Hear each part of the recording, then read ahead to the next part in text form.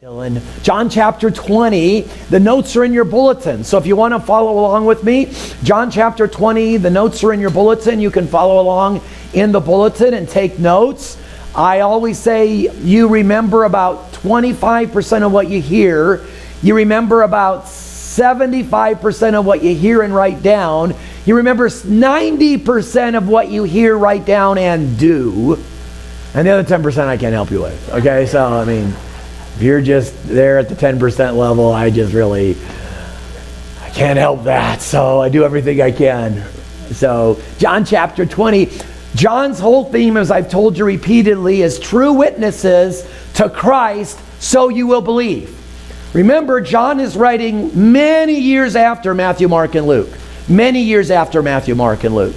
He is probably writing 25 to 30 years after them. He's probably writing about 85. He's at least 85 AD. He's at least 80 years old.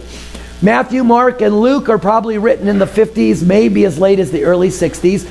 We call them the Synoptic Gospels. Syn, see, or together. Optic, to see. So they see together.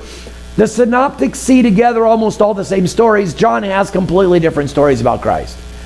Probably he writes, and we know the point is, for God so loved the world that he gave his only begotten Son, that whosoever believeth in him should not perish but have everlasting life. John 3:16. That is John's point. And he tells us in the verse we quote every week that many other things Jesus did, but he's recorded these so that you might believe that Jesus is the Christ, the Son of the living God. John picked stories, many of them that Matthew, Mark, and Luke never record. The woman at the well, meeting Nicodemus.